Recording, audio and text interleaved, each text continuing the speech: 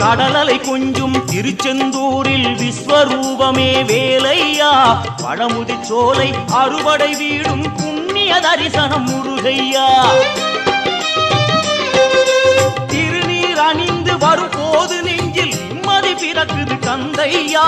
சுகனே சிவனார் மகனே உன்னை பாட பாட சுகமாகுதையா வேல் முருகா அரோகரா அரோகரா வேல் முருகா